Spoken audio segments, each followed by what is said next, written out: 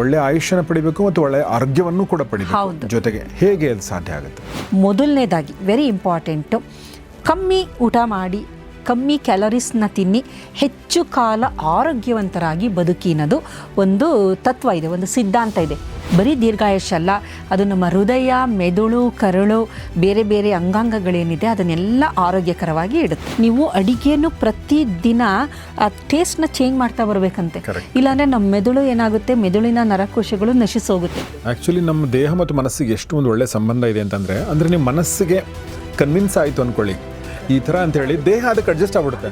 ನಮ್ಮ ಹವ್ಯಾಸಗಳು, ನಾವು ಏನು ಯಾವ ರೀತಿ ಬದುಕ್ತೀವಿ ಅಂತ, ಲೈಫ್ ಸ್ಟೈಲ್ ಅಂತ ಏನು ಹೇಳ್ತೀವಿ, ಇವುಗಳ ಮೇಲೇ ನಮ್ಮ ಪೂರ್ಣ ಒಂದು ಆಯಸ್ಸು ನಿಂತಿದೆ ಎನ್ಬೋದು. ಹೃದಯಕ್ಕೆ ಅದು ಯಾವಾಗಲೂ ಪಂಪ್ ಮಾಡಬೇಕು ನೋಡಿ, 1 ಸೆಕೆಂಡು ನಿಲ್ಲಿಸೋ ಹಾಗಿಲ್ಲ, ಅದಕ್ಕೆ ಜಾಸ್ತಿ ಶಕ್ತಿ ಬೇಕು. ದೇಹದಲ್ಲಿ ತುಂಬ ಶಕ್ತಿ ಬೇಕಾಗಿರೋದು ಮೆದುಳು, ಹೃದಯ.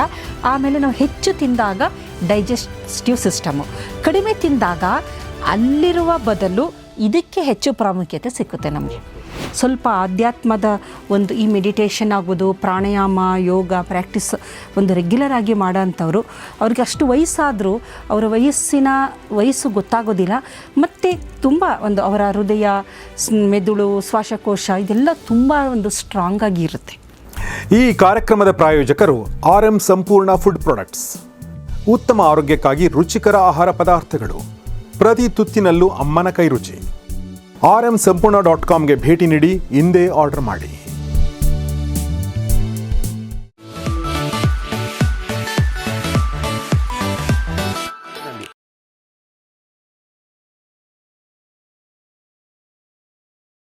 ಸ್ನೇಹಿತರೆ ನಮಸ್ಕಾರ. ಗೌರಿ ಶಕ್ಕಿ ಸ್ಟುಡಿಯೋದ ವಿಶೇಷ ಕಾರ್ಯಕ್ರಮ ಫ್ಯಾಮಿಲಿ ಡಾಕ್ಟರ್, ನಿಮಗೆಲ್ಲ ಆತ್ಮೀಯ ಸ್ವಾಗತ. ನಾನು ಗೌರಿ ಶಕ್ಕಿ.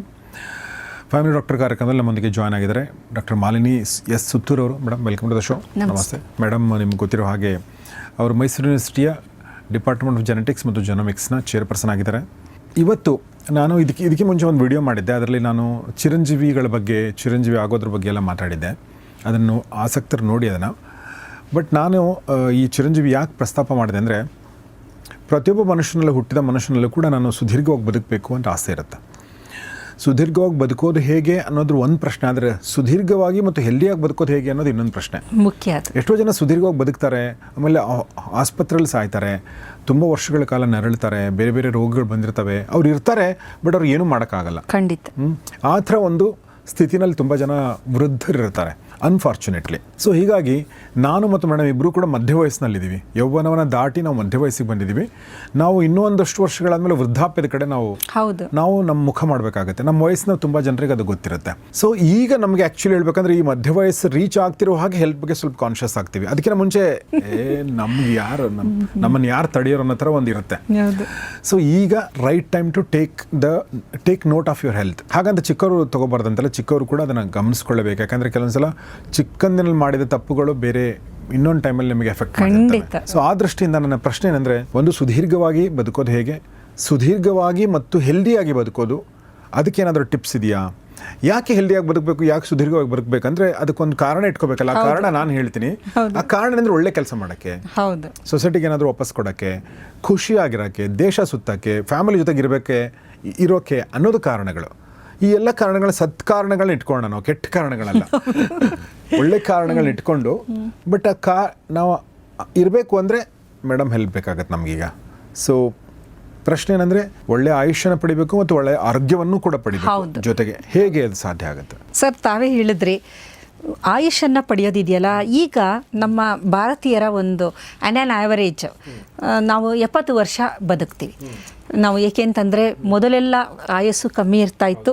ಇವಾಗ ಏನಾಗ್ತಾ ಇದೆ ಅಂದರೆ, ಕಣ್ಣು ಕಾಣಲಿಲ್ಲ ಅಂದರೆ ಸ್ವಲ್ಪ ಬಾಯಿತು ಅಂದರೆ ಕ್ಯಾಟ್ರಾಕ್ಟ್ ಆಪ್ರೇಷನ್ ಆಗುತ್ತೆ, ಹಲ್ಲು ಬಿದ್ದೋದ್ರೆ ಹಲ್ಲು ಇದು ಮಾಡ್ಕೊತೀವಿ, ಕಿವಿ ಕೇಳಲಿಲ್ಲ ಅಂದರೆ ಅದಕ್ಕೊಂದು ಮಿಷನ್ ಹಾಕ್ತೀವಿ, ಆಮೇಲೆ ಕಿಡ್ನಿ ಪ್ರಾಬ್ಲಮ್ಮು, ಡಯಾಲಿಸಿಸು, ಹೃದಯಕ್ಕೆ ತೊಂದರೆ ಎಲ್ಲ ಸ್ಟಂಟ್, ಬೈಪಾಸು, ಒಟ್ಟಿನಲ್ಲಿ ಬದುಕ್ತೀವಿ. ಆದರೆ ಚೆನ್ನಾಗಿ ಬದುಕ್ತಿದ್ದೀವ ಅನ್ನೋದು ನೀವು ಹೇಳೋದಾಗೆ ಅದು ಎಲ್ಲೋ ಯೋಚನೆ ಮಾಡಬೇಕಾಗುತ್ತೆ. ಇಷ್ಟೆಲ್ಲ ಇದು ಮಾಡ್ಕೊಂಡು ಬಹಳ ನರಳ್ಕೊಂಡು ಬಹಳಷ್ಟು ಜನ, ಮೆಡಿಕಲ್ ಫೆಸಿಲಿಟಿ ಇದೆ, ನಮ್ಮ ಆಯಸ್ಸಿನ ವೃದ್ಧಿ ಆಗಿದೆ ಇಲ್ಲ ಅಂತಲ್ಲ, ಆದರೆ ಅದು ಸದುಪಯೋಗ ಆಗಿದೆಯಾ, ಅದು ಚೆನ್ನಾಗಿದೆಯಾ ಅನ್ನೋದು ಬಹಳ ಮುಖ್ಯ. ಇಲ್ಲಿ ದೀರ್ಘಾಯಸ್ಸು ಅಂದಾಗ ನಾನು ಹೇಳೋಕ್ಕೆ ಹೊರಟಿರೋದು, ನೀವು ಬಹಳ ವರ್ಷ ಬದುಕ್ತೀರಾ, ಆದರೆ ಯಾವುದೇ ಮೆಡಿಕಲ್ ಅಸಿಸ್ಟೆನ್ಸ್ ಇಲ್ಲ ನಿಮಗೆ. ಕಣ್ಣು ಚೆನ್ನಾಗಿ ಕಾಣ್ತಾ ಇದೆ, ಕಿವಿ ಕೇಳ್ತಾ ಇದೆ, ನೋಡೋಕ್ಕೆ ಯಂಗ್ ಥರ ಇದ್ದೀರಾ. ನಿಮ್ಮ ವಯಸ್ಸು ಈಗ 70 ವರ್ಷ ಅಂದರೆ ಒಂದು 50 ವರ್ಷದವ್ರ ಥರ ಕಾಣ್ತೀರಾ, ಯಂಗ್ ಥರ ಕಾಣ್ತಾ ಇದ್ದೀರಾ.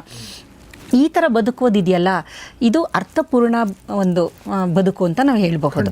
ಯಾವುದೇ ರೀತಿಯ ಒಂದು ಅಸಿಸ್ಟೆನ್ಸ್ಗಳು, ಮೆಡಿಕಲ್ ಇದು ಇಲ್ಲದೆ ನಮ್ಮ ಆರೋಗ್ಯವನ್ನೇ ತುಂಬ ಚೆನ್ನಾಗಿ, ಇನ್ನೂ ಚೆನ್ನಾಗಿ ಇಟ್ಕೊಳ್ಳೋದು. ನಮ್ಮ ದೇಹದಲ್ಲಿರುವ ಶ್ವಾಸಕೋಶ ಆಗ್ಬೋದು, ಹೃದಯ ಆಗ್ಬೋದು, ಕಿಡ್ನಿ ಆಗ್ಬೋದು, ಲಿವರ್ ಆಗ್ಬೋದು, ಮೆದುಳು, ಎಲ್ಲ ವೈಟಲ್ ಆರ್ಗನ್ಸ್ ಇದೆಯಲ್ಲ, ಇವುಗಳ ಆರೋಗ್ಯವನ್ನು ನಾವು ಎಷ್ಟು ಮಟ್ಟಿಗೆ ಕಾಪಾಡ್ಕೊಂತೀವಿ. ಆವಾಗ ನೋಡಿ, ನಾವು ಡಯಾಬಿಟಿಕ್ ಕಂಟ್ರೋಲಲ್ಲಿದ್ದರೆ ಕಣ್ಣು ಚೆನ್ನಾಗಿ ಕಾಣುತ್ತೆ. ಸಾಮಾನ್ಯ ಡಯಾಬಿಟಿಕ್, ನ್ಯೂರೋಪತಿ, ರೆಟಿನೋಪತಿ ಅಂತೆಲ್ಲ ಆದಾಗಲೇ ಕಿಡ್ನಿ ಫೇಲ್ಯೂರ್ ಆಗೋದು, ಕಣ್ಣು ಬ್ಲರ್ ಆಗೋದು, ಕೆಟರಾಕ್ಟ್ ಆಗೋದು ಬೇಗ. ಇದೆಲ್ಲ ಆಗೋದೇನು ಅಂದರೆ ಈ ವೈಟಲ್ ಆರ್ಗನ್ಸ್ಗಳನ್ನ ನಾವು ಯಾವಾಗ ಸರಿಯಾದ ಸ್ಥಿತಿಯಲ್ಲಿ ಇಟ್ಕೊಂಡಿರೋದಿಲ್ಲ, ಅವಾಗೇನಾಗುತ್ತೆ, ನಮಗೆ ತೊಂದರೆ ಆಗುತ್ತೆ. ಬಟ್ ಬದುಕಿರ್ತೀವಿ, ಆದರೆ ಅದೊಂದು ಅಂಥ ಒಂದು ಆರೋಗ್ಯಕರವಾದ ಆಯುಷ್ಯ ಅಲ್ಲ ಅಂತ ಹೇಳಬಹುದು. ಹಾಗಾದರೆ ಇದು ಯಾವುದೂ ಇಲ್ಲದೆ ಆರೋಗ್ಯವಾಗಿ ಇರಬಹುದಾ ಅಂದರೆ ಸಾಧ್ಯ ಇದೆ. ಹಿಂದಿನವ್ರನ್ನ ನಾವು ನೋಡಿದಾಗ ಎಷ್ಟು 80 ವರ್ಷ ಆದ್ರೂ ಕಣ್ಣು ಅವ್ರಿಗೆ ಚೆನ್ನಾಗಿ ಕಾಣುತ್ತೆ. ನಾವೆಲ್ಲ ಕನ್ನಡಕ ಹಾಕಲಿಲ್ಲ ಅಂದರೆ ಯಾವ ಬಿಲ್ ಓದೋಕ್ಕೂ ಆಗೋದಿಲ್ಲ ನನಗೆ. ಈ ಹೋಟೆಲ್ಗೆ ಹೋದರೆ ಬಿಲ್ ನೋಡಬೇಕಂದ್ರೆ ಕನ್ನಡಕ ಬಳಕೆ ಮಾಡಬೇಕು. ಎಷ್ಟೋ ವೃದ್ಧರನ್ನು ನೋಡಿದ್ದೀನಿ, ಕನ್ನಡಕನೂ ಇಲ್ಲ, ಏನೂ ಇಲ್ಲ, ಹಾಗೆಯೇ ತುಂಬ ಚೆನ್ನಾಗಿ ವಿಷನ್ ಚೆನ್ನಾಗಿದೆ, ಕಿವಿನೂ ಸಹ ಕೇಳುತ್ತೆ ಚೆನ್ನಾಗಿದೆ. ಆಮೇಲೆ ಈವನ್ ಅವರು ಒಂದು ಮೂಮೆಂಟ್ ಎಲ್ಲ ಅಷ್ಟೇ, ಆ ವಯಸ್ಸಾಗಿದ್ರೂ ಆ ಫಾಸ್ಟ್ ಮೂಮೆಂಟ್ ಇದೆ ಅವರಿಗೆ. ಅದೆಲ್ಲ ನೋಡಿದಾಗ ಅವ್ರ ಅನಿಸುತ್ತೆ ಇವರ ದೇಹದ ಅಂಗಾಂಗಗಳನ್ನು ಭಾಳ ತುಂಬ ಚೆನ್ನಾಗಿ ಇಟ್ಕೊಂಡಿದ್ರು ಅಂತೇಳಿ.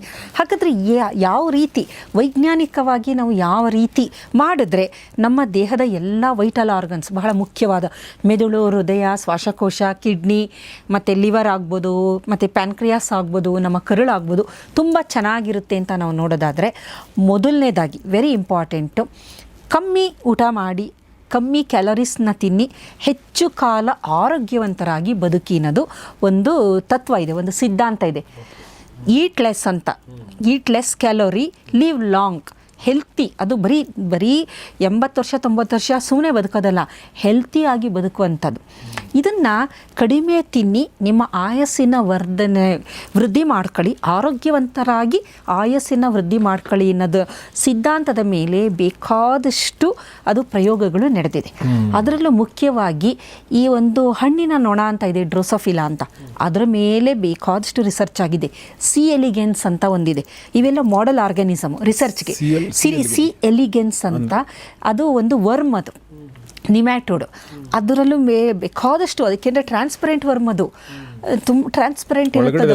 ಒಳಗಡೆದೆಲ್ಲ ನಿಮಗೆ ಸ್ಟೀರಿಯೋಸೋಮಲ್ಲಿ ಅದ್ಭುತವಾಗಿದೆ. ಇದು ಅದೆಲ್ಲ ಒಳಗಡೆ ಕಾಣ್ತಾ ಇರ್ತೀವಿ. ಸೆಲ್ಲು ಅದು ಡಿವೈಡ್ ಆಗೋದು, ಮತ್ತೊಂದಾಗೋದು ಎಲ್ಲ ನಿಮಗೆ ಟ್ರಾನ್ಸ್ಪರೆಂಟ್, ಅದು ಕಂಪ್ಲೀಟ್. ಊಟ ಕರಗೋದೆಲ್ಲ ತುಂಬ ಪ್ರಾಸೆಸ್ನ ನೀವು ನೋಡಬಹುದು. ಏಕೆಂದರೆ ಅದಕ್ಕೆ ಸ್ಟೀರಿಯೋಸೋಮಲ್ಲಿ ನೋಡಬೇಕು, ಬರೀ ಕಣ್ಣು ಕಾಣಲ್ಲ, ಸ್ಟೀರಿಯೋಸೋಮಲ್ಲಿ ನೋಡಿದಾಗ ಕಾಣುತ್ತೆ ಅದೆಲ್ಲ. ಸಿ ಎಲಿಗೆನ್ಸ್ ಅಂತ ಅದೊಂದು ನಿಮ್ಯಾಟೋಡ್, ಅದರಲ್ಲಿ ನಾವು ನೋಡ್ಬೋದು. ಮತ್ತು ಹಣ್ಣಿನ ನೊಣ ಅಂತಂದೆ, ಡ್ರೋಸೋಫಿಲಾ ಅಂತ, ಒಂದು ಬ್ಯೂಟಿಫುಲ್ ವರ್ಮ್. ಅದು ಇನ್ನೊಂದು ಸಲ ಯಾವಾಗಲಾರು ನಾನು ಹಣ್ಣಿನ ನೊಣನೇ ತಂದು ತೋರಿಸ್ತೀನಿ ನಿಮಗೆ. ಅದನ್ನು ಯಾವ ಥರ ನಾವು ಬಳಕೆ ಮಾಡ್ತೀವಿ, ಒಂದು ಅದ್ಭುತ. ಅದು ಜನಸಾಮಾನ್ಯರಿಗೆ ಗೊತ್ತಿಲ್ಲ. ಅದ್ರ ಮೇಲೆ ಮಾಡಿದ್ದಾರೆ. ಝೀಬ್ರಾ ಫಿಶ್ ಅಂತ, ನಾನು ಚೈನಾದಲ್ಲಿ ಒಂದು ಸಲ ಹೇಳಿದೆ, ಅಕ್ವೇರಿಯಂಗಳಲ್ಲಿ ಝೀಬ್ರಾ ಫಿಶ್ ಅಂತ ಇಟ್ಟಿದ್ರು. ಬೇಕಾದಷ್ಟು ಒಂದು 1000 ಆ ಥರದ್ದು ಅಕ್ವೇರಿಯಂಗಳಿತ್ತು. ಆ ಝೀಬ್ರಾ ಫಿಶ್ ಮೇಲೆ ಅವರು ಬಹಳಷ್ಟು ಪ್ರಯೋಗಗಳನ್ನು ಮಾಡ್ತಾಯಿದ್ರು. ಝೀಬ್ರಾ ಫಿಶ್ ಮೇಲೆ ಮಾಡಿದ್ದಾರೆ, ಇಲಿಗಳ ಮೇಲೆ ಮಾಡಿದ್ದಾರೆ. ವಾಲಂಟಿಯರ್ಸನ್ನು ಒಂದು ಗ್ರೂಪ್ಗಳನ್ನು ತಗೊಂಡು ಅವ್ರ ಮೇಲೂ ಇದನ್ನು ಪ್ರಯೋಗ ಮಾಡಿ ನೋಡಿದ್ದಾರೆ. ಇದೆಲ್ಲ ಈಗ ಪ್ರಯೋಗದಿಂದ ಗೊತ್ತಾಗಿದೆ. ಆದರೆ ಹಿಂದಿನ ಕಾಲದಲ್ಲಿ ಜನ 2 ಹೊತ್ತು ಊಟ ಮಾಡ್ತಾ ಇದ್ದಿತ್ತು. ಅದನ್ನು ನಾವು ಈಗ ಇಂಟರ್ಮಿಟೆಂಟ್ ಫಾಸ್ಟಿಂಗ್ ಅಂತ ಕರಿತೀವಿ. ಈಗ ಅದೊಂದು ಟ್ರೆಂಡ್ ನೋಡಿ. ಎಲ್ಲ ನೀವು ಕೇಳಿ, ತುಂಬ ಜನ ಹೇಳ್ತಾರೆ, ನಾನು ಇಂಟರ್ಮಿಟೆಂಟ್ ಫಾಸ್ಟಿಂಗ್ ಮಾಡ್ತೀನಿ, ಬೆಳಗ್ಗೆ ಒಂದು 10 to 12 ಅವರ್ಸ್ ಗ್ಯಾಪ್ ಕೊಟ್ಕೊಂಡು ಆಹಾರ ಸೇವನೆ ಮಾಡ್ತೀನಿ ಅಂತ. ಮೊದಲು ಮಾಡ್ತಿದ್ದು ಅಷ್ಟೇ. ಏನು ಮಾಡೋರು, 10-11 ಗಂಟೆಗೆ ಒಂದು ಊಟ ಅಂತ ಮಾಡಿಬಿಡೋರು. ಊಟ ಅಚ್ಚುಕಟ್ಟಾಗಿ ಮೊಸರು, ಹುಳಿ, ತಿಳಿ ಎಲ್ಲ ಹಾಕ್ಕೊಂಡು ಚೆನ್ನಾಗಿ ಊಟ ಮಾಡಿಬಿಡೋರು. ಆಮೇಲೆ ರಾತ್ರಿ ಇಷ್ಟೇ 2 ಇಂಟರ್ಮಿಟೆಂಟ್ ಫಾಸ್ಟಿಂಗ್. ಅಲ್ಲಿ ಒಂದು 10 ಗಂಟೆಗಳ ಕಾಲ, 8 ಗಂಟೆಗಳ ಕಾಲ ಒಂದು ಡಿಫ್ರೆನ್ಸ್ ಇತ್ತು. 2 ಊಟ ಮಾಡ್ತಾಯಿದ್ದು, ಆರೋಗ್ಯವಂತರಾಗಿರ್ತಿದ್ರು. ಊಟದಲ್ಲಿ carbohydrate, protein, vitamin, trace element, minerals, probiotic. ಅದರಲ್ಲಿ ಮಜ್ಜಿಗೆ ಆಗ್ಬೋದು, ಮೊಸರು ಆಗ್ಬೋದು, ಉಪ್ಪಿನಕಾಯಿ ಆಗ್ಬೋದು, ಪಲ್ಯ, ಕೋಸಂಬರಿ ಎಲ್ಲ ಅಂದರೆ ಒಳ್ಳೆ ಪ್ಯಾಕೇಜ್ ಅನ್ಬೋದು. ಅದು ನಮ್ಮ ಹೆಲ್ತ್ಗೆ ಸಂಬಂಧಿಸಿದಂಥದ್ದು. ಅದ್ರ ಜೊತೆ ತುಪ್ಪನೂ ಒಳ್ಳೆಯದು. ಈ ಮಾಡೋ ಅಡುಗೆಗಳಲ್ಲಿ ಅರಿಶಿನ ಹಾಕಿರೋರು, ಅದರಲ್ಲಿ ಕರ್ಕ್ಯುಮಿನ್ ಇರ್ತಾಯಿತ್ತು. ಆದರೆ ನೀವು ಯಾವುದೋ ಫಂಕ್ಷನ್ಗೆ ಹೋದರೆ ಭರ್ಜರಿ ಊಟ ಆಗ್ತಾರೆ, ತಿನ್ನೋದು ಬರೋದು ನಾವು ಅದು ಕರಗ್ಸೋಕ್ಕಾಗಲ್ಲ. ಅಯ್ಯೋ ಬ್ಯಾಟಿಂಗ್, ಅದೊಂದು ಬ್ಯಾಟಿಂಗ್ ಅಂತ ಶುರು ಮಾಡ್ತಾರೆ. ಹುಡುಗರುಗಳಿಗೆ ಪರವಾಗಿಲ್ಲ ಬಿಡಿ, ಅವರು ಓಡಾಡ್ತಾರೆ, ಕೆಲಸ ಮಾಡ್ತಾರೆ, ಅದು ಪರವಾಗಿಲ್ಲ. ಮಧ್ಯ ವಯಸ್ಕರವರು ಬ್ಯಾಟಿಂಗ್ ಮಾಡಿಬಿಟ್ರೆ ನಾವು ಮೇಲೆ ಬ್ಯಾಟಿಂಗ್ ಆಗಬೇಕಾಗುತ್ತೆ. ಆಮೇಲೆ ಆ ಥರ ನಾವು ತಿನ್ನೋದು ಸುಮ್ಮನೆ. ಅದು ಏನಾಗುತ್ತೆ ಅಂದರೆ ಟೆಂಪ್ಟ್ ಆಗ್ತಾ ಇರುತ್ತೆ, ಅಥವಾ ಬಲವಂತವಾಗಿ ಬಡಿಸ್ತಾರೆ. ಇಲ್ಲ ಇನ್ನೊಂದು ಸ್ವಲ್ಪ ತಿನ್ನಿ, ಒಂದು ಸ್ವಲ್ಪ ಇಷ್ಟೇ ತಿಂದ್ಬಿಟ್ಟಿದ್ದೀರಲ್ಲ ಪಾಪ, ಅವ್ರು ಬೇಜಾರು ಮಾಡ್ಕೊತಾರೆ ಅಂತ ತಿಂತೀವಿ. ಎಷ್ಟೋ ಕಡೆ ಅವ್ರ ಮನಸ್ಸಿಗೆ ನೋವಾಗಬಾರ್ದು ಅಂತ ತಿನ್ನೋದು, ಬಟ್ ನಮಗೆ ತೊಂದರೆ ಅದು. ಪಾಪ ಅವ್ರು ಅರ್ಥ ಮಾಡ್ಕೊಳ್ಳಲ್ಲ, ಎಲ್ಲೋ ಕಮ್ಮಿ ತಿಂತಿದ್ದಾರೆ ಪಾಪ, ಚೆನ್ನಾಗಿಲ್ವೇನೋ, ಇನ್ನೊಂದು ಸ್ವಲ್ಪ ಬಡಿಸ್ಕೊಳ್ಳಿ ಅಂತಂತಾರೆ. ಹಾಗಾಗಿ ಕಡಿಮೆ ಆಹಾರ ಸೇವನೆ ಮಾಡಿದಾಗ ಅದು ನಮಗೆ ದೀರ್ಘಾಯುಷ್ಯನ ಕೊಡುತ್ತೆ.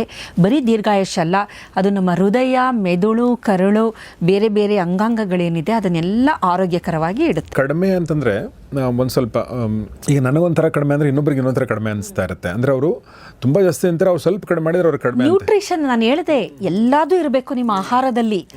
ನಿಮ್ಮ ಆಹಾರದಲ್ಲಿ ಪ್ರೋಟೀನ್ ಇರಬೇಕು, ಕಾರ್ಬೋಹೈಡ್ರೇಟ್ ಬೇಕು, ನಿಮಗೆ ಶಕ್ತಿ ಬೇಕಲ್ವಾ. ನಾನು ಕಾರ್ಬೋಹೈಡ್ರೇಟೇ ತಿನ್ನಲ್ಲ, ಬರೀ ಪ್ರೋಟೀನು, ಕೀಟೋ ಡಯೆಟ್ ಅಂತ ಹೋದರೆ ಕೀಟೋ ಡಯೆಟಿಂದ ಇನ್ನೊಂಥರ ತೊಂದರೆ ಆಗುತ್ತೆ. ಅದಾಗಲ್ಲ. ಅದು ನೀವು ಕಾರ್ಬೋಹೈಡ್ರೇಟು, ಗ್ಲೂಕೋಸ್ ಅದು ನೀವು ಕಮ್ಮಿ ಆಗ್ತಾ ಹೋದರೆ ಮೆದುಳಿಗೆ ತೊಂದರೆ ಆಗೋದಿಲ್ವಾ. ಹಾಗಾಗಿ ಗ್ಲುಕೋಸು, ಕಾರ್ಬೋಹೈಡ್ರೇಟು ಬೇಕು, ಪ್ರೋಟೀನು ಬೇಕು, ಮತ್ತು ಮಿನಿರಲ್ಸ್ಗಳಿರೋಂಥದ್ದು, ವೈಟಮಿನ್ಗಳು, ಹಣ್ಣು, ಸೊಪ್ಪು, ತರಕಾರಿ, ಮೊಳಕೆ ಕಾಳು, ಪಲ್ಯ ಎಲ್ಲದನ್ನು ಕಂಫರ್ಟಬಲ್ ಆಗಿ ಊಟ. ಆಮೇಲೆ ತುಂಬ ಡೆನ್ಸ್ ಆಗಿರೋಂಥದ್ದಲ್ಲ, ಆಮೇಲೆ ಎದ್ದ ಮೇಲೆ ನಿಮಗೆ ಭಾರ ಆಯಿತು ಅನ್ನೋ ಥರ ಅಲ್ಲ. ಎಕ್ಸಾಕ್ಟ್ಲಿ. ಅದು ಈಗ ನಾನು ಊಟ ಮಾಡಿದ್ರೆ ಅಯ್ಯಪ್ಪ ಅಂತ ಟಯರ್ಡ್ ಆಗಬಾರ್ದು, ಇನ್ನೂ ಒಂಚೂರು ಇನ್ನೊಂದು 2 ತುತ್ತು ಬೇಕು ಅನಿಸ್ಬೇಕಾದ್ರೆ ಎದ್ದು ಬಿಡಬೇಕು. ಆ ಥರದ ಊಟ, ಅದನ್ನು ಊಟ ಮಾಡಿದಾಗ ಏನಾಗುತ್ತೆ ಅಂದರೆ ಕೆಲವು ದೇಹದಲ್ಲಿ ಕೆಲವೊಂದು ಜೀನ್ಸ್ಗಳು ಆ್ಯಕ್ಟಿವೇಟ್ ಆಗುತ್ತೆ, ಪಾತ್ವೇಗಳು. ಸಿರಿಟ್ ಪಾತ್ವೆ ಅಂತ SIRT ಅಂತ ಒಂದು ಪಾತ್ವೆ ಇದೆ, ಅದು ಆ್ಯಕ್ಟಿವೇಟ್ ಆಗುತ್ತೆ. ಅದರ ಮುಖ್ಯ ಕೆಲಸ ಏನು ಅಂದರೆ ನಮ್ಮ DNA ಡ್ಯಾಮೇಜ್ ಆಗಿರುತ್ತೆ, ದಿನ ಡ್ಯಾಮೇಜ್ ಆಗ್ತಾನೆ ಇರುತ್ತೆ DNA, ಅದನ್ನು ರಿಪೇರ್ ಮಾಡೋ ಅಂಥದ್ದು. ಹೆಚ್ಚು ಪ್ರೋಟೀನ್ಗಳನ್ನು ದೇಹದ ಒಳಗಡೆ ಸಿಂಥಸೈಸ್ ಮಾಡೋದು, ಉತ್ಪಾದನೆ ಮಾಡೋ ಅಂಥದ್ದು. ಮತ್ತು ನಮ್ಮ ಮೈಟೋಕಾಂಡ್ರಿಯಾ ಅಂತ ಇದೆ ದೇಹದಲ್ಲಿ. ಮೈಟೋಕಾಂಡ್ರಿಯಾ ಅಂದರೆ ಅದು power house of the cell. ನಮ್ಮ ದೇಹಕ್ಕೆ ಏನೇ ಕೆಲಸ ಮಾಡಬೇಕು ಅಂದರೂ ಶಕ್ತಿ ಬೇಕು. ಶಕ್ತಿ ಎಲ್ಲಿಂದ ಬರುತ್ತೆ ಅಂದರೆ ಮೈಟೋಕಾಂಡ್ರಿ. ಈಗ ಆಹಾರ ಸೇವನೆ ಎಲ್ಲ ಮಾಡ್ತೀವಲ್ಲ, ಫೈನಲಿ ಅದೆಲ್ಲ ಮೈಟೋಕಾಂಡ್ರಿಯಾದ ಎನರ್ಜಿ ಥರ ಇದಾಗಿ ಆ ಎನರ್ಜಿ ATP ಮಾಲಿಕ್ಯೂಲ್ಸ್ ಅಂತ ಅಂತೀವಿ ನಾವು, ಅಲ್ಲಿಂದ ಬರುವಂತಹ ಶಕ್ತಿ. ಅದು ಪ್ರತಿಯೊಂದು ಕೆಲಸಕ್ಕೂ ಶಕ್ತಿ ಬೇಕಾಗುತ್ತೆ. Power house of the cell. ಇದು ಬಯೋಜೆನೆಸಿಸ್ ಅಂದರೆ ಹೆಚ್ಚು ಆರೋಗ್ಯಕರವಾಗಿ ಹೆಚ್ಚು ಅದು ಬಿಡುಗಡೆಯಾಗಬೇಕು. ಅದನ್ನು ನಾವು ಮೈಟೋಕಾಂಡ್ರಿಯಲ್ ಬಯೋಜೆನೆಸಿಸ್ ಅಂತ ಕರಿತೀವಿ. ಮೈಟೋಕಾಂಡ್ರಿಯಲ್ ಬಯೋಜೆನೆಸಿಸ್ ಆಗಬೇಕು ಅಂದರೆ ಪ್ರೋಟೀನು ಚೆನ್ನಾಗಿ ಸಿಂಥಸೈಸ್ ಆಗಬೇಕು, DNA ಡ್ಯಾಮೇಜ್ ಆಗಿರೋದು ಸರಿಯಾಗಬೇಕು ಅಂದರೆ ಸಿರ್ಟು ಪಾತ್ವೆ ಅಂತ ಒಂದಿದೆ. ಆ ಪಾತ್ವೆ, ಆ ಜೀನ್ಸ್ಗಳು ಆ್ಯಕ್ಟಿವೇಟ್ ಆಗಬೇಕು. ಯಾವಾಗ ಆಗುತ್ತೆ ಅಂದರೆ ಕಡಿಮೆ ತಿಂದಾಗ ಆಗುತ್ತಿದ್ದು. ಇದು ಎಲ್ಲ ನಮ್ಮ ಊಟಕ್ಕೂ ಒಳಗಡೆ ಜೀನ್ಸ್ಗಳಿಗೆ ಎಷ್ಟು ಕನೆಕ್ಷನ್ ಇದೆ ಅಂತಂದರೆ ಇದೆಲ್ಲ ನಮಗೆ ಗೊತ್ತಿರೋದಿಲ್ಲ. ಅದಕ್ಕೆ ಒಪ್ಪತ್ತು ಉಂಡವ ಯೋಗಿ ಅಂತ ನಿಜವಾಗ್ಲೂ ನನಗೆ ಅನಿಸುತ್ತೆ, ಇವ್ರಿಗೆಲ್ಲ ಹೆಂಗೆ ಗೊತ್ತಿತ್ತಿದ್ದು. ಅವ್ರು ಹೇಳ್ತಾಯಿದ್ರು ಒಪ್ಪತ್ತು ಉಂಡವ ಯೋಗಿ. ತುಂಬ ಯೋಗಿಗಳು ನೋಡಿ ಹೆಂಗೆ ಇರ್ತಾರೆ, ಎಷ್ಟು ಚೆನ್ನಾಗಿರ್ತಾರೆ ಅವರು. 2 ಹೊತ್ತು ಉಂಡವ ಭೋಗಿ, 2 ಹೊತ್ತನೇ ಭೋಗಿ ಅಂತಿದ್ದಾರೆ ಅವರು. ಅದೇ ಭೋಗಿ ಅಂತ 3 ಹೊತ್ತು ಉಂಡವ ರೋಗಿ.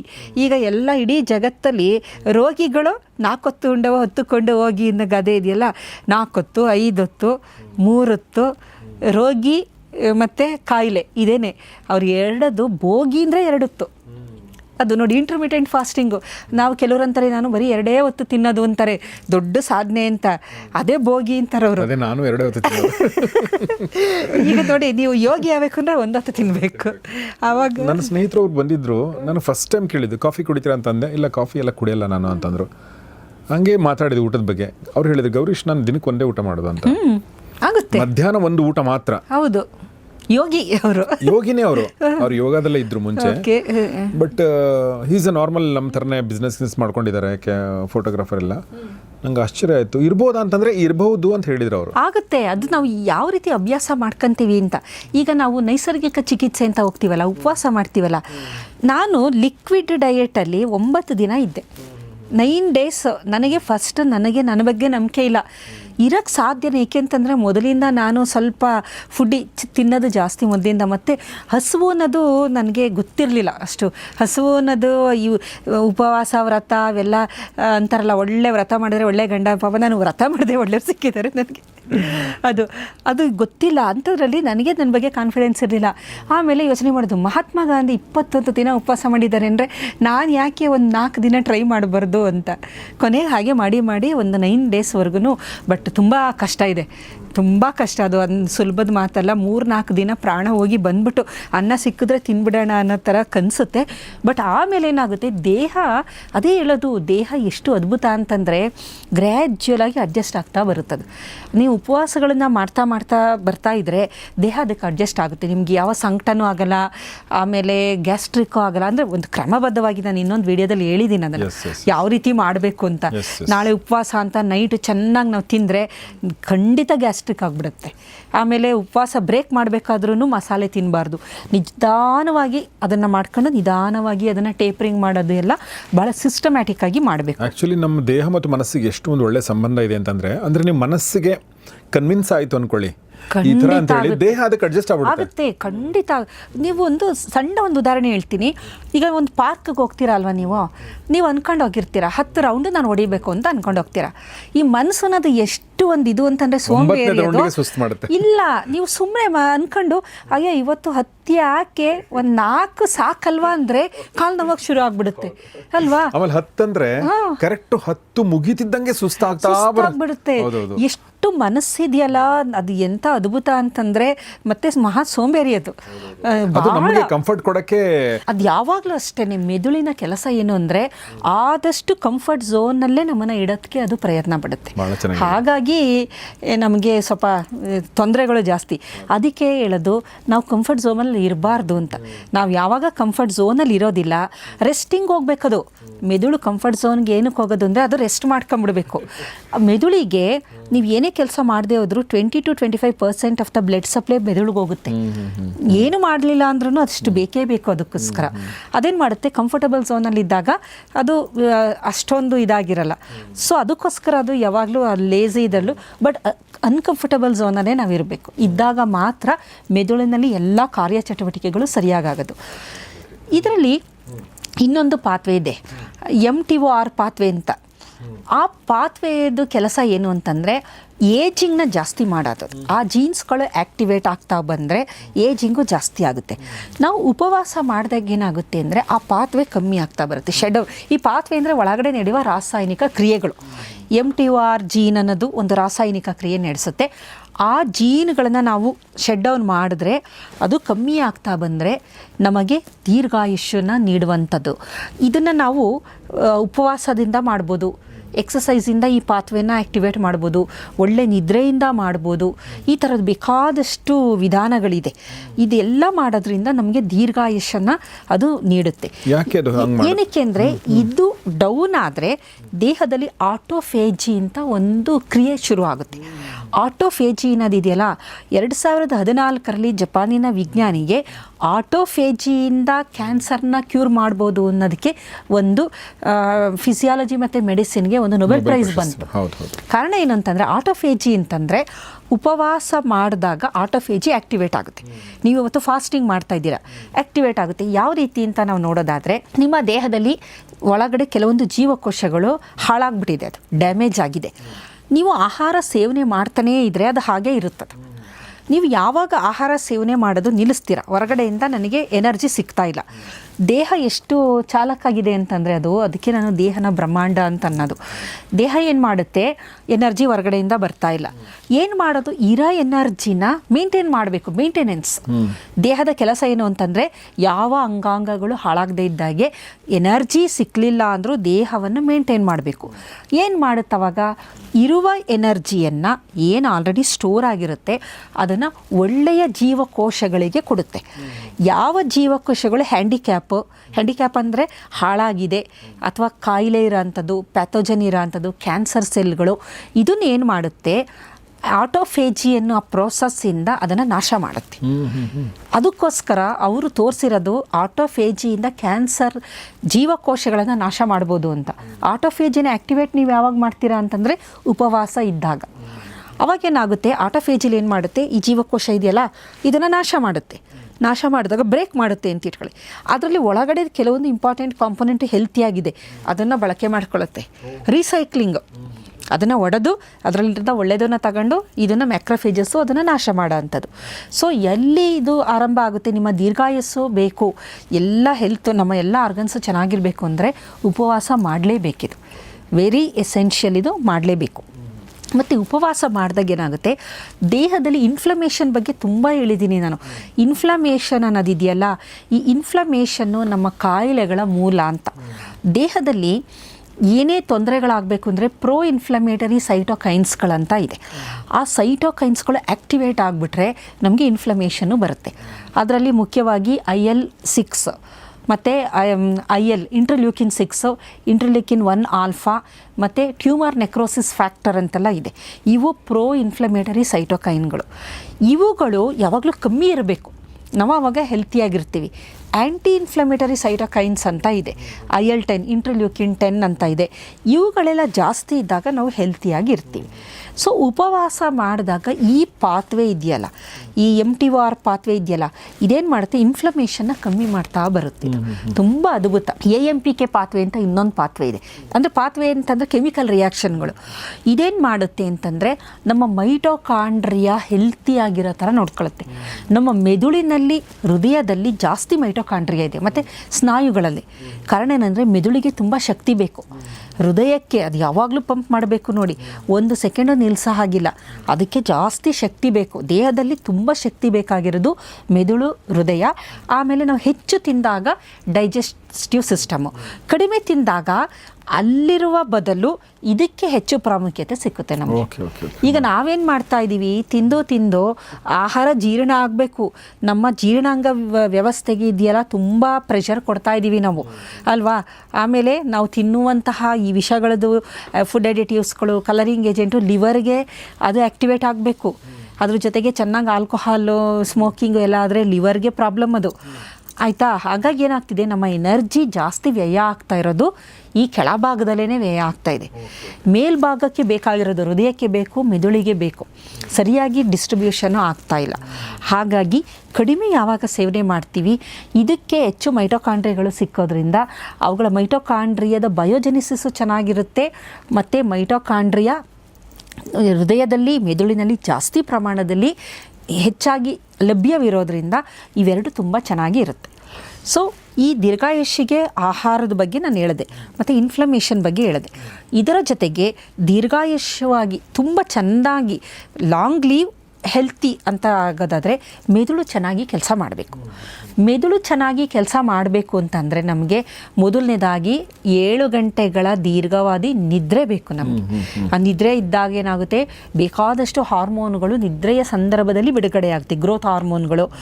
ಆಮೇಲೆ ಅದರ ಜೊತೆಗೆ ಪ್ರೊಲ್ಯಾಕ್ಟಿನ್ ಆಗ್ಬೋದು, ಬೇಕಾದಷ್ಟಿದೆ, ಒಂದು 12 ಹಾರ್ಮೋನ್ಗಳಿದೆ. ಅದು TSH ಹಾರ್ಮೋನು, ಟೆಸ್ಟೋಸ್ಟಿರಾನು, ಗ್ರೆಲಿನ್ನು, ಲೆಪ್ಟಿನ್ನು, ಈ ಥರ ತುಂಬ ಹಾರ್ಮೋನ್ಗಳೆಲ್ಲ ಇದೆ. ಅದರದ್ದು ಒಂದು ಬ್ಯಾಲೆನ್ಸ್ ಆಗುತ್ತೆ ನಿದ್ರೆ ಮಾಡಿದಾಗ. ಹಾಗಾಗಿ ಮೆದುಳು ಆರೋಗ್ಯವಾಗಿರಬೇಕು ಅಂದರೆ ನಿದ್ರೆ ಇರಬೇಕು. ಅದರ ಜೊತೆಗೆ ನಾವು ಒಳ್ಳೆಯ ಆಹಾರ, ಒಮೆಗಾ-3 ಫ್ಯಾಟಿ ಆ್ಯಸಿಡು, ಇಲ್ಲಿ ಹೃದಯಕ್ಕೆ ಇದಕ್ಕೆ ಒಮೆಗಾ-3 ಫ್ಯಾಟಿ ಆ್ಯಸಿಡ್ ಸೇವನೆ ಬೇಕೇ ಬೇಕು. ದೀರ್ಘಾಯುಷ್ಯದ ಟಿಪ್ಸ್ ಹೇಳ್ತಿರೋದು ನಾನು. ಒಮೆಗಾ-3 ಫ್ಯಾಟಿ ಆ್ಯಸಿಡ್ ರಿಚ್ ಇರುವಂಥ ಆಹಾರ ಸೇವನೆ ಮಾಡಬೇಕು. ಇದ್ರ ಜೊತೆ ಹೈಡ್ರೇಷನ್ ಚೆನ್ನಾಗಿರಬೇಕು, ನೀರನ್ನ ಚೆನ್ನಾಗಿ ಕುಡಿಬೇಕು. ಮತ್ತು ವಿಟಮಿನ್ ಯುಕ್ತವಾಗಿರೋದು, ಜಿಂಕು, ಲೈಕೋಪಿನ್ನು, ಈ ಥರದ್ದು ಮಿನಿರಲ್ಗಳಿರೋಂಥದ್ದು, ಟ್ರೇಸ್ ಎಲಿಮೆಂಟ್ ಇರೋಂಥದ್ದು, ಇದರ ಆಹಾರವನ್ನು ನಾವು ಹೆಚ್ಚು ಹೆಚ್ಚು ಸೇವನೆ ಮಾಡ್ತಾ ಬಂದರೆ, ಅದರಲ್ಲಿ ಅಂದರೆ ಸಸ್ಯಾಹಾರದಲ್ಲೇ ಜಾಸ್ತಿ ಇರೋಂಥದ್ದು ಇದೆಲ್ಲ, ಇದನ್ನು ಸೇವನೆ ಮಾಡ್ತಾ ಬಂದರೆ ನಮ್ಮ ಮೆದುಳು ಆರೋಗ್ಯಕರವಾಗಿರುತ್ತೆ. ಜೊತೆಗೆ ಮೆದುಳು, ದೀರ್ಘಾಯುಷ್ಯದ ಜೊತೆಗೆ ಮೆದುಳು ಚೆನ್ನಾಗಿ ಕೆಲಸ ಮಾಡಬೇಕು ಅಂದರೆ ಲರ್ನಿಂಗ್ ಇರಬೇಕು. ಹೊಸ ಹೊಸ ಟಾಸ್ಕ್ಗಳನ್ನು ನಾವು ಮೆದುಳಿಗೆ ಕೊಡ್ತಾ ಇರಬೇಕು. ವಯಸ್ಸಾಗ್ತಿದ್ದಂಗೆ ಈಗ ನೀವು ನಾನು ಹೊಸ ಭಾಷೆಗಳನ್ನು ಕಲಿಯೋಕ್ಕೆ ಆರಂಭ ಮಾಡಬೇಕು, ಮ್ಯೂಸಿಕ್ ಕಲಿಬೇಕು. ನಮ್ಮ ಮೆದುಳು ಆರೋಗ್ಯವಾಗಿರಬೇಕು ಅಂದರೆ ಕಲಿಕೆ ನಿರಂತರವಾಗಿರಬೇಕು. ಮೆದುಳನ್ನು ಹಾಗೆ ಬಿಡಬಾರ್ದು. ಅದಕ್ಕೆ ಕೆಲಸ ಕೊಡಲೇಬೇಕು ನೀವು. ಸದಾ ಕಾಲ ಮೆದುಳು ಚಟುವಟಿಕೆಯಿಂದ ಇರುವ ಹಾಗೆ, ಅದು ಮೊನಾಟನಸ್ ಆಗಬಾರ್ದು. ಮೊನಾಟನಸ್ ಅಂತೀವಿ ನೋಡಿ. ಈಗ ನಾನು ಒಂದು ಲಂಚ್ ಬಾಕ್ಸ್ ಅಂತ ಒಂದು ಮೂವಿ ನೋಡಿದ್ದೆ ಬಹಳ ಹಿಂದೆ, ನೀವು ನೋಡಿರ್ಬೋದು. ಹಾಂ ಹೌದು, ತುಂಬ ಅದ್ಭುತವಾದ ಮೂವಿ ಅದು. ನೀವು ಅದರಲ್ಲಿ ನಾನು ಸೈಂಟಿಫಿಕ್ ಆಗೋದನ್ನ ನೋಡಿದೆ. ಅಲ್ಲಿ ಏಕತಾನತೆ, ಮೊನಾಟನಸ್ಸು. ಪ್ರತಿದಿನ ಲಂಚ್ ಬಾಕ್ಸ್ ಅವಳು ಮಾಡ್ತಾಳೆ, ಕೊಟ್ಟು ಕಳಿಸ್ತಾಳೆ. ಅವಳ ಗಂಡ ಬೇರೆ ಒಂದು ಅಫೇರ್ ಇರುತ್ತೆ, ಅವನು ಏನೂ ಹೇಳಲ್ಲ. ಅವಳದು ಇಡೀ ದಿನ ಅವಳು ಮನೇಲೇ ಇರ್ತಾಳೆ. ಅವಳದು ಒಂದೇ ಒಂದು ಕೆಲಸ ಅಂದರೆ ಲಂಚ್ ಬಾಕ್ಸ್ ರೆಡಿ ಮಾಡು ಕೊಡು. ಆಮೇಲೆ ಏನಾಗುತ್ತೆ, ಲಂಚ್ ಬಾಕ್ಸು ಅದಲು ಬದಲಾಗ್ಬಿಡುತ್ತೆ. ಒಂದು ಸಲ ನೋಡಿದ್ದೀರಲ್ವ ನೀವು ಮೂವಿ? ಅದಲು ಬದಲು ಆಗಿ ಬೇರೆಯವ್ರಿಗೆ, ಇರ್ಫಾನ್ ಖಾನ್ ಹತ್ರ ಹೊರಟೋಗುತ್ತೆ ನೋಡಿ. ಅದನ್ನು ತಿಂದು ಅವ್ನಿಗೆ ತುಂಬ ಖುಷಿ ಆಗುತ್ತೆ, ಎಷ್ಟು ಚೆನ್ನಾಗಿದೆ ಅಂತ ಒಂದು ಚೀಟಿ ಅದರಲ್ಲಿ ಬರೋದು ತುಂಬ ಚೆನ್ನಾಗಿತ್ತು ಅಂತ. ಅದು ನೋಡಿ ಅವಳಿಗೆ ಎಷ್ಟು ಖುಷಿ ಆಗುತ್ತೆ ಅಂತಂದರೆ, ಇಷ್ಟು ದಿನ ಅವಳಿಗೆ ಗಂಡ ಎಲ್ಲ ಯಾರಿಗೋ ಹೋಗಿದೆ ಅಂತ ಗೊತ್ತಿರಲ್ಲ.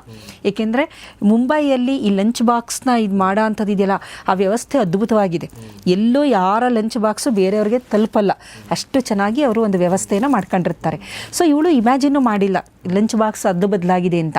ಏಕತಾನತೆ ಇತ್ತು ಅಲ್ಲಿವರೆಗೂ. ಮೆದುಳು ಒಂದೇ ಥರ ಮೊನಾಟನಸ್ಸು ಮಾಡ್ತಾ ಇದ್ಲು. ಒಂದು ಅಪ್ರಿಸಿಯೇಷನ್ ಇಲ್ಲ, ಹೊಸದು ಏನೂ ಇಲ್ಲ, ನಾವೆಲ್ಟಿ ಇಲ್ಲ, ಲವಲವಿಕೆ ಇಲ್ಲ, ಅಪ್ರಿಸಿಯೇಷನ್ ಇಲ್ಲ. ಯಾವಾಗ ಆ ಚೀಟಿಲಿ ತುಂಬ ಚೆನ್ನಾಗಿತ್ತು ಅಂತ ನೆಕ್ಸ್ಟ್ ಡೇ ಬೇರೆ ಥರ ಪ್ರಿಪೇರ್ ಮಾಡ್ತಾಳವಳು. ದಿನಕ್ಕೆ ತರಾವರಿ ಅಡುಗೆಗಳನ್ನ ಮಾಡೋಕ್ಕೆ ಶುರು ಮಾಡ್ತಾಳೆ. ಅವಳಲ್ಲಿ ಹೊಸ ಚೈತನ್ಯ ಶುರು ಆಗುತ್ತೆ. ಹೆಂಗೆಂಗೋ ಇದ್ದಳು ಚೆನ್ನಾಗಿ ಡ್ರೆಸ್ ಮಾಡ್ಕೊಳ್ಳೋಕೆ ಶುರು ಮಾಡ್ತಾಳೆ. ಒಂಥರ ಮನುಷ್ಯ ಒಂಥರ ನವನವೀನತೆ. ಈಗ ಯುಗಾದಿಯ ಸಂದರ್ಭದಲ್ಲಿ ಯಾವ ರೀತಿ ಮರಗಳು ನೋಡಿ, ನಾವೆಲ್ಲ ಮನುಷ್ಯರು ನಾವು ಹೇಗೆ ಬದುಕಬೇಕು ಅನ್ನೋದೇ ನಮಗೆ ಗೊತ್ತಿಲ್ಲ. ಈ ಪ್ರಕೃತಿನೇ ಇಡೀ ಹಳೆಯದನ್ನೆಲ್ಲ ಕಿತ್ತಾಕ್ಬಿಟ್ಟು ಹೊಸದಾಗಿ ಚಿಗುರುತ್ತೆ ಅಲ್ವಾ? ಆದರೆ ನಾವು ಏನು ಮಾಡ್ತೀವಿ, ಅಯ್ಯೋ ಸಾಕು ಬಿಡೋ, ವಯಸ್ಸಾಗೋಯ್ತು, ಇನ್ನೇನು ಇಷ್ಟೇ. ನಾವು ಆ್ಯಕ್ಚುಲಿ ಪ್ರತಿದಿನ ಬೆಳಗ್ಗೆ ಎದ್ದ ತಕ್ಷಣ ಒಂದು ಹೊಸ ಜನ್ಮ ಆಗಿರೋದ್ರಿಂದ ಹೌದು, ನಾವು ಸತ್ತಂಗೆ ಅಲ್ವಾ ಮಧ್ಯೆ ಅಂದರೆ. ಸೊ ಹಿಂಗಾಗಿ ನಾವು ಹೊಸ ಉತ್ಸಾಹದಿಂದನೇ ಶುರು ಮಾಡಬೇಕು. ಆದರೆ ಭಾಳಷ್ಟು ಜನ ಬದುಕಿರ್ತಾರೆ, ಆದರೆ ಅವರು ಬದುಕಿದಾರೋ ಇಲ್ವೋ ಅನ್ನೋ ಡೌಟ್ ಬರೋ ಥರ ಬದುಕ್ಬಿಟ್ಟಿರ್ತಾರೆ ಅವರು. ಏನು ಉತ್ಸಾಹ ಇರಲ್ಲ. ಆಮೇಲೆ ನೋಡಿ, ಒಂದೇ ಥರ ಟೇಸ್ಟ್ ಅಡಿಗೆ, ಅದರಲ್ಲಿ ಹೆಚ್ಚು ಕಮ್ಮಿ ಆಗಲೇಬಾರ್ದು. ನೀವು ಅಡಿಗೆಯನ್ನು ಪ್ರತಿದಿನ ಆ ಟೇಸ್ಟ್ನ ಚೇಂಜ್ ಮಾಡ್ತಾ ಬರಬೇಕಂತೆ. ಇಲ್ಲಾಂದರೆ ನಮ್ಮ ಮೆದುಳು ಏನಾಗುತ್ತೆ, ಮೆದುಳಿನ ನರಕೋಶಗಳು ನಶಿಸೋಗುತ್ತೆ. ಮೇಡಮ್, ಈಗ ನಾನು 2 ಊಟ ಮಾಡ್ತಾ ಇದ್ದೀನಲ್ಲ ಇತ್ತೀಚಿನ ದಿನಗಳಲ್ಲಿ, ನೋಡಿ ನನ್ನ ವೈಫ್ಗೆ ನನಗೂ ಈಗ ಬೆಳಗ್ಗೆ ಊಟ ಏನಿರಬೇಕು, ರಾತ್ರಿ ಊಟ ಏನಿರಬೇಕು, ಸ್ವಲ್ಪ ಅದನ್ನು ಯೋಚನೆ ಮಾಡ್ತಾ ಇದ್ದೀನಿ, ಇದಿರಲಿ ಅಂತೇಳಿ. ಯಾಕಂದ್ರೆ 3 ಊಟ ಮಾಡಿದಾಗ ಮಾಡೋರ್ಗೂ ಬೇಜಾರು, ಮಾಡಿ ಏನಪ್ಪ ತಿಂತಾರೆ ಅನ್ನೋ ಥರ ಆಗುತ್ತೆ. ಕಡಿಮೆ ಊಟ ಮಾಡಿದರೆ ಅವರು ಏನು ಮಾಡ್ತಾರೆ ಅದನ್ನೇ ಚೆನ್ನಾಗಿ ಮಾಡ್ತಾರೆ.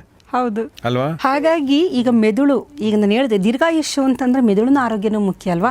ಲರ್ನಿಂಗ್ ಇರಬೇಕು, ಹೊಸದಾಗಿ ಕಲಿಬೇಕು, ಭಾಷೆಗಳು ಕಲಿಬೇಕು, ಹೊಸದಾಗಿ ವೆಂಚರ್ ಮಾಡಬೇಕು, ಎಲ್ಲ ಥರ ನಮ್ಮ ಮೆದುಳು ಚುರುಕಾಗಿರೋ ಹಾಗೆ. ಆಮೇಲೆ ಪದಬಂಧ ಆಡೋದು, ಎಲ್ಲ ಥರದ್ದು ಒಂದು ಲರ್ನಿಂಗಿಗೆ ಏನೇನು ಬೇಕು ನಿಮಗೆ ಅದನ್ನು ಮಾಡ್ಕೊಂಡಾಗ, ಅದರ ಜೊತೆ ಒಮೆಗಾ 3 ಫ್ಯಾಟಿ ಆ್ಯಸಿಡು ಮತ್ತು ನಮ್ಮ ಉಪವಾಸ ಇದೆಲ್ಲ ಆದಾಗ ಅದು ಚೆನ್ನಾಗಿರುತ್ತೆ. ಹೃದಯದ ಬಗ್ಗೆನೂ ನಾನು ಹೇಳಿದ್ದೀನಿ. ಹೃದಯ ಚೆನ್ನಾಗಿರಬೇಕು ಅಂತಂದರೆ ಒಮೆಗಾ 3 ಫ್ಯಾಟಿ ಆ್ಯಸಿಡ್ ಇರಬೇಕು. ಅತಿಯಾದ ನಾವು ಒಂದು ಯಾವುದು ಟ್ರೈಗ್ಲಿಸರಾಯ್ಡ್ಸ್ಗಳು ಇದನ್ನೆಲ್ಲ ಫ್ಯಾಟನ್ನು ಸೇವನೆ ಮಾಡಿದಾಗ, ಟ್ರಾನ್ಸ್ ಫ್ಯಾಟ್ ಅಂತೀವಲ್ಲ, ಅದು ಹೃದಯಕ್ಕೆ ಕೊಲೆಸ್ಟ್ರಾಲ್ ಜಾಸ್ತಿ ಆದಂಗೆ ಹೃದಯಕ್ಕೆ ಅದರಿಂದ ತೊಂದರೆ ಆಗುತ್ತೆ. ವಯಸ್ಸು ನಾವು ಹೇಗೆ ಪೋಸ್ಟ್ಪೋನ್ ಮಾಡಿ ಸ್ಟಂಟ್ ಹಾಕಿ ಬೈಪಾಸ್ ಮಾಡ್ಕೊಂಡಿರ್ಬೋದು, ಬಟ್ ಹೃದಯ ಆರೋಗ್ಯವಾಗಿಲ್ಲ, ಅದು ಯಾವಾಗ ಬೇಕಾದ್ರೂ ನೀನು ತೊಗ್ಬೋದು. ಆದರೆ ಒಳ್ಳೆಯ ಹೃದಯನ ಇಟ್ಕೋಬೇಕು ಅಂದರೆ, ಮುಂದೆ ನಾನು ಒಂದು ಆರ್ಟಿಕಲ್ ಓದ್ತಾ ಇದ್ದೆ, ಅದರಲ್ಲಿ ಅವರ ಮನೆಯಲ್ಲಿ ಎಲ್ಲರೂ ಶತಾಯುಷಿಗಳಂತೆ. ನನಗೆ ಅವರ ಹೆಸರು, ಸೈಂಟಿಸ್ಟ್ ಹೆಸರು ಮರ್ತೋಯ್ತು ನನಗೆ. ಎಲ್ಲರೂ ಶತಾಯುಷಿಗಳು, ನಮ್ಮ ಈಗ ಮೈಸೂರಿನವರೇನೆ ಅವರು. ಆ ಒಂದು ಲೇಖನ ಬಂದಿತ್ತು ಅಂತ ಸುಮ್ಮನೆ ವಾಟ್ಸಪ್ಪಲ್ಲಿ ನೋಡ್ತಾ ಇದ್ದೆ, ನಾನು ಸ್ವಲ್ಪ ಗಮನ ಕೊಡಲಿಲ್ಲ, ಈಗದು ಅನ್ನಿಸ್ತಾ ಇದೆ. ಎಲ್ಲರೂ ಶತಾಯುಷಿಗಳಂತೆ, ಎಲ್ಲರೂ ಸಮಾಜಕ್ಕೆ ಒಳ್ಳೆ ಕೊಡುಗೆಗಳನ್ನು ಕೊಟ್ಟಿದ್ದಾರೆ. ಯಾರೋ ಕೇಳಿದ್ರಂತೆ, ಎಲ್ಲ ಶತಾಯುಷಿಗಳು ಎಲ್ಲ ಏನು ಇದ್ರ ಕಾರಣ ಅಂದರೆ, ನನ್ನ ಹೃದಯನ ಅಷ್ಟು ಒಂಥರ ನಿರ್ಮಲವಾಗಿ ಇಟ್ಕೊಂಡಿದ್ದೀವಿ ನಾವು ಅಂತ ಅಂದ್ರಂತೆ. ನನಗೆ ತುಂಬ ಖುಷಿ ಅಂತ ಅನ್ನಿಸ್ತದು. ಹೃದಯದಲ್ಲಿ ಯಾವುದೇ ರೀತಿ ಕಲ್ಮಶ ಇದೆ. ಹೃದಯದಲ್ಲಿ ಕಲ್ಮಶ ಅಂತಂದರೆ ದ್ವೇಷ ಆಗ್ಬೋದು, ಕೋಪ ಆಗ್ಬೋದು, ಅಂದರೆ ದ್ವೇಷ, ಹೊಟ್ಟೆ ಕಿಚ್ಚಾಗ್ಬೋದು, ನೆಗೆಟಿವ್ ಅಂತ ನಾವೇನು ಹೇಳ್ತೀವಿ. ಯಾವ ಮನುಷ್ಯನಿಗೆ ಈ ಯಾವ ಥಾಟ್ಸ್ಗಳು ಇರೋದಿಲ್ಲ ಅವನು ಶತಾಯುಷಿಗಳಾಗಿರ್ತಾರೆ ಅಂತ ಅವ್ರು ಹೇಳಿರೋದು. ಹಾಗಾಗಿ ನಾನು ಅದನ್ನು ಇಲ್ಲಿ ಲಿಂಕ್ ಮಾಡ್ತಾಯಿದ್ದೀನಿ. ದೀರ್ಘಾಯುಷ್ಯರಾಗಬೇಕು ಅಂತಂದರೆ ನಿಮ್ಮ ಹೃದಯದ ಆರೋಗ್ಯ ಚೆನ್ನಾಗಿರಬೇಕು ಅಂದರೆ ನಮ್ಮ ಭಾವನೆಗಳು ಸಹ ಬಹಳ ಮುಖ್ಯ. ನಾವು ಸೇವಿಸುವ ಆಹಾರ ಮುಖ್ಯ. ಆಹಾರದಲ್ಲಿ ಉಪವಾಸ ಅಂತನ್ನಲ್ಲ ಅದು, ಏಕೆಂದರೆ ಮೈಟೊಕಾಂಡ್ರಿಯಲ್ ಬಯೋಜೆನೆಸಿಸ್ ಚೆನ್ನಾಗಾಗಬೇಕು ಅಂದರೆ ಇಮ್ಯುನಿಟಿ ಚೆನ್ನಾಗಿ ಇರುತ್ತೆ. ನಾವು ಕಡಿಮೆ ಆಹಾರ ಸೇವನೆ ಮಾಡಿ, ಒಳ್ಳೆಯ ನಿದ್ರೆಯನ್ನು ಮಾಡಿ, ಆದಷ್ಟು ಜಂಕ್ ಆಹಾರವನ್ನು ಕಡಿಮೆ ಮಾಡಿ, ಸಾಫ್ಟ್ ಡ್ರಿಂಕ್ಸ್ಗಳನ್ನು ಕಡಿಮೆ ಮಾಡಿ, ಇದೆಲ್ಲ ಮಾಡ್ತಾ ಬಂದರೆ ನಮ್ಮ ಹೃದಯ ನಮ್ಮ ಮೆದುಳು ಮತ್ತು ಲಿವರು ಕಿಡ್ನಿ ಗೊತ್ತು. ನಾವು ಏನು ತಿಂತೀವಿ ಅದನ್ನ ಡಿಟಾಕ್ಸಿಫೈ ಮಾಡೋದು ಲಿವರು, ಲೋಡ್ ಕೊಡೋದು ಕಿಡ್ನಿಗೆ ಅಂತ. ಇವುಗಳೆಲ್ಲ ಚೆನ್ನಾಗಿರಬೇಕು ಅಂದರೆ ನಾವು ಸೇವಿಸುವ ಆಹಾರ, ನಮ್ಮ ಜೀವನ ಶೈಲಿ, ನಮ್ಮ ಹವ್ಯಾಸಗಳು, ನಾವು ಏನು ಯಾವ ರೀತಿ ಬದುಕ್ತೀವಿ ಅಂತ, ಲೈಫ್ ಸ್ಟೈಲ್ ಅಂತ ಏನು ಹೇಳ್ತೀವಿ, ಇವುಗಳ ಮೇಲೇ ನಮ್ಮ ಪೂರ್ಣ ಒಂದು ಆಯಸ್ಸು ನಿಂತಿದೆ ಎನ್ಬೋದು. ಇದಕ್ಕಿಂತ ಮುಖ್ಯವಾಗಿದ್ದು ಒತ್ತಡದ ನಿರ್ವಹಣೆ, ಒಳ್ಳೆ ಜೀವನ ಶೈಲಿ. ಈಗ ನೋಡಿ, ಡಯಾಬಿಟಿಕ್ ಮಧುಮೇಹ ಬರೋದಕ್ಕೆ ಮೂಲ ಕಾರಣ ಒತ್ತಡ. ಅತಿಯಾದ ಒತ್ತಡದಿಂದ ಕಾರ್ಟಿಸಾಲ್ ಯಾವಾಗಲೂ ಜಾಸ್ತಿ ರಿಲೀಸ್ ಆಗುತ್ತೆ. ಕಾರ್ಟಿಸಾಲ್ ಜಾಸ್ತಿ ಆದಾಗ ಏನಾಗುತ್ತೆ, ರಕ್ತದಲ್ಲಿ ಸಕ್ಕರೆ ಅಂಶ ಜಾಸ್ತಿ ಆಗುತ್ತೆ, ರಕ್ತದ ಒತ್ತಡ ಜಾಸ್ತಿ ಆಗುತ್ತೆ, ಹೃದಯಕ್ಕೆ ತೊಂದರೆ, ಲಿವರ್ಗೆ ತೊಂದರೆ, ಕಿಡ್ನಿಗೆ ತೊಂದರೆ, ಪ್ಯಾನ್ಕ್ರಿಯಾಸ್ಗೆ ತೊಂದರೆ. ಹಾಗಾಗಿ ಎಲ್ಲದಕ್ಕೂ ತೊಂದರೆ ಆಗುತ್ತೆ. ಸೊ ನಮ್ಮ ಒತ್ತಡದ ಒಂದು ನಿರ್ವಹಣೆನ ನಾವು ಮಾಡ್ಕೊತಾ ಬರಬೇಕು. ಸ್ವಲ್ಪ ಎಲ್ಲೋ ಒಂದು ಕಡೆ ಆಧ್ಯಾತ್ಮದ ಕಡೆಗೆ ಒಂದು ಟಚ್ ನಮಗೆ ಇದ್ದರೆ ಅವರೆಲ್ಲ ದೀರ್ಘಾಯುಷ್ಯನೇ ಹೊಂದಿರ್ತಾರೆ. ನಾನು ನೋಡಿದ್ದೀನಿ, ಸ್ವಲ್ಪ ಆಧ್ಯಾತ್ಮದ ಒಂದು ಈ ಮೆಡಿಟೇಷನ್ ಆಗ್ಬೋದು, ಪ್ರಾಣಾಯಾಮ, ಯೋಗ ಪ್ರಾಕ್ಟೀಸ್ ಒಂದು ರೆಗ್ಯುಲರ್ ಆಗಿ ಮಾಡೋ ಅಂಥವ್ರು, ಅವ್ರಿಗೆ ಅಷ್ಟು ವಯಸ್ಸಾದರೂ ಅವರ ವಯಸ್ಸು ಗೊತ್ತಾಗೋದಿಲ್ಲ. ಮತ್ತು ತುಂಬ ಒಂದು ಅವರ ಹೃದಯ, ಮೆದುಳು, ಶ್ವಾಸಕೋಶ ಇದೆಲ್ಲ ತುಂಬ ಒಂದು ಸ್ಟ್ರಾಂಗ್ ಆಗಿರುತ್ತೆ. ಎಸ್, ಸೊ ಹಾಗೆ ಒಂದು ಬ್ಯೂಟಿಫುಲ್ ವಿಚಾರಗಳನ್ನ ಹೇಳಿದರು. ಯಾರಿಗೆ ತಾನೇ ಸುದೀರ್ಘವಾಗಿ ಬದುಕೋಕ್ಕೆ ಆಸೆ ಇರಲಿ, ಎಲ್ರಿಗೂ ಇರುತ್ತೆ. ಆದರೆ ಸುದೀರ್ಘ ಆಯುಷ್ಯ ಜೊತೆಗೆ ಆರೋಗ್ಯ ಕೂಡ ಚೆನ್ನಾಗಿರ್ಬೇಕು ಅನ್ನೋದು ಭಾಳ ಮುಖ್ಯ. ಅದಕ್ಕೇನು ಬೇಕು ಅನ್ನೋದು ತುಂಬ ಚೆನ್ನಾಗಿ ಹೇಳಿದರು. ಮತ್ತು ಈ ಒಂದು ಮೆಥಡ್ ಇದೆಯಲ್ಲ, ಇದು ಎಲ್ರಿಗೂ ಒಳ್ಳೆ ಮೆಥಡ್ ಇದು. ಆಮೇಲೆ ಅದಕ್ಕೆ ಕಾರಣಗಳನ್ನು ಕೂಡ ಹೇಳಿದರು. ಎರಡೇ ಊಟ ಮಾಡಿದರೆ, ನಾನು ಈಗಾಗಲೇ ಹೇಳಿದೆ, ಊಟದ ಬಗ್ಗೆ ನಿಮಗೊಂದು ಒಲವು ಬರುತ್ತೆ. ಆ್ಯಕ್ಚುಲಿ ಕಡಿಮೆ ತಿಂದರೆ ಏನು ತಿನ್ನಬೇಕು, ಇವತ್ತು ಏನು ತಿನ್ನಬೇಕು, ಬೆಳಗ್ಗೆ ಏನು ತಿಂದಿದ್ದೆ, ಕಾರ್ಬೋಹೈಡ್ರೇಟ್ಸ್ ಸ್ವಲ್ಪ ಜಾಸ್ತಿ ಆಗಿತ್ತು, ಹಾಗಾದರೆ ಪ್ರೋಟೀನು, ಹಾಗಾದರೆ ವಿಟಮಿನ್ಸು, ಹಾಗಾದರೆ ಕಾಳು, ಹಾಗಾದರೆ ಮೊಟ್ಟೆ, ಮೀನು, ಏನೋ ಯೋಚನೆ ಬರುತ್ತೆ. ಬ್ಯಾಲೆನ್ಸ್ ಮಾಡೋಕ್ಕೆ ಯೋಚನೆ ಮಾಡ್ತೀವಿ. ಇಲ್ಲಾಂದ್ರೆ ನಮಗೇನು ಊಟ ಒಟ್ಟಿನಲ್ಲಿ ಪ್ರತಿದಿನ ತರಾವರಿ ತಗೋಬೇಕು ಅಂತಾರೆ. ಎಲ್ಲ ಥರದ್ದು ಬೇರೆ ಬೇರೆ ಇವತ್ತಿನ ಥರ ನಾಳೆ ಇರಬಾರ್ದು, ಎಲ್ಲದೂ ಸೇರುತ್ತೆ ಆಗ ದೇಹಕ್ಕೆ. ಸೊ ಅದು ನಿಮ್ಗೆ ಆಗಬೇಕು. ಅಥವಾ ನಿಮ್ಮ ಮನೆಯವ್ರಿಗೆ, ಈಗ ನೀವೇ ಅಡುಗೆ ಮಾಡಿದರೆ ತೊಂದರೆ ಇಲ್ಲ, ನಿಮ್ಮ ಮನೆಯವರು, ಅದು ಗಂಡು ಇರ್ಬೋದು ಹೆಣ್ಣಿರ್ಬೋದು, ಯಾರು ಅಡುಗೆ, ಅವ್ರಿಗೂ ಒಂದು ಇಂಟ್ರೆಸ್ಟ್ ಬರಬೇಕು ಅಂತಂದರೆ ಈ ಒಂದು ಎರಡೇ ಊಟದ ಪದ್ಧತಿಯನ್ನು ಅಳವಡಿಸ್ಕೊಳ್ಳಿ ನೀವು ಮಕ್ಕಳಿಗೆ ಬಿಟ್ಟು. ಖಂಡಿತ ಅಡುಗೆ ಮಾಡೋರಿಗೂ ಖುಷಿ ಆಗ್ತಾರೆ ಮತ್ತು ನಿಮಗೂ ಒಳ್ಳೆಯದು, ಅವ್ರಿಗೂ ಒಳ್ಳೆಯದು. ಸೊ ಅಷ್ಟು ಹೇಳ್ತಾ ಈ ಒಂದು ಬ್ಯೂಟಿಫುಲ್ ಸೂತ್ರವನ್ನು ಹೇಳಿದ್ದಕ್ಕಾಗಿ ನಾನು ಡಾಕ್ಟರ್ ಮಾಲಿನಿ ಎಸ್ ಸುತ್ತೂರ್ ಅವ್ರಿಗೆ ನಿಮ್ಮೆಲ್ಲರ ಪರವಾಗಿ ಧನ್ಯವಾದಗಳನ್ನ ಹೇಳ್ತೀನಿ ಮೇಡಮ್. Thank you very much. So Karnataka ಜನ ನಾವೆಲ್ಲ ಚೆನ್ನಾಗಿರಬೇಕು ಅನ್ನೋದೇ ನಮ್ಮ ಗೌರಿ ಶೆಕೆ ಸ್ಟುಡಿಯೋದ ಎಲ್ಲ ವಿಡಿಯೋಗಳ ಉದ್ದೇಶ. ಅದರಲ್ಲಿ ಚೆನ್ನಾಗಿರೋದು ಅಂದರೆ ಏನು ಅಂದರೆ ಬೇಸಿಕಲಿ ಬರೋದೇ ನಮ್ಮ ದೇಹ ಮತ್ತು ನಮ್ಮ ಮನಸ್ಸು. ಅದಕ್ಕೆ ಸೂತ್ರಗಳನ್ನ ತುಂಬ ಚೆನ್ನಾಗಿ ಮೇಡಮ್ ಕೊಡ್ತಾ ಇದ್ದಾರೆ, ಅದನ್ನು ನಾವು ಪ್ರಸ್ತುತಪಡಿಸ್ತಾ ಇದ್ದೀವಿ. ನಿಮ್ಮ ಕೆಲಸ ಏನು ಅಂದರೆ ದಯವಿಟ್ಟು ನಿಮ್ಮೆಲ್ಲ ಸ್ನೇಹಿತರಿಗೆ ಶೇರ್ ಮಾಡಿ ಮತ್ತು ಅಳವಡಿಸ್ಕೊಳ್ಳಿ. ಓಕೆ, ನಿಮಗೆ ಯಾಕೆಂದರೆ ಈ ಒಂದು ಥಾಟ್ ನಿಮ್ಮ ತಲೆಯಲ್ಲಿದ್ದರೆ ಖಂಡಿತ ನಿಮಗೆ ಇವತ್ತೆಲ್ಲ ನಾಳೆ ಖಂಡಿತ ನೀವು 2 ಊಟಕ್ಕೆ ಬಂದೇ ಬರ್ತೀರಾ, ಮಿತಾಹಾರಕ್ಕೆ ಬಂದೇ ಬರ್ತೀರಾ. ಮತ್ತು ಅದರಿಂದ ನಮ್ಮ ದೇಶಕ್ಕೆ, ಸಮಾಜಕ್ಕೆ, ನಿಮಗೆ ಎಲ್ರಿಗೂ ಒಳ್ಳೆಯದು. ಅಷ್ಟು ಹೇಳ್ತಾ ಇವತ್ತಿನ ಕಾರ್ಯಕ್ರಮ ಮುಗಿಸ್ತಿದ್ದೀನಿ. ನೋಡ್ತಾರೆ ಗೌರಿ ಶೆಕೆ ಸ್ಟುಡಿಯೋ, ನೋಡ್ತಾರೆ ಒಳ್ಳೆ ಕಾರ್ಯಕ್ರಮಗಳನ್ನ. ನಮಸ್ಕಾರ. ಈ ಕಾರ್ಯಕ್ರಮದ ಪ್ರಾಯೋಜಕರು RM ಸಂಪೂರ್ಣ ಫುಡ್ ಪ್ರಾಡಕ್ಟ್ಸ್. ಉತ್ತಮ ಆರೋಗ್ಯಕ್ಕಾಗಿ ರುಚಿಕರ ಆಹಾರ ಪದಾರ್ಥಗಳು, ಪ್ರತಿ ತುತ್ತಿನಲ್ಲೂ ಅಮ್ಮನ ಕೈ ರುಚಿ. RMSampurna.comಗೆ ಭೇಟಿ ನೀಡಿ, ಹಿಂದೆ ಆರ್ಡರ್ ಮಾಡಿ.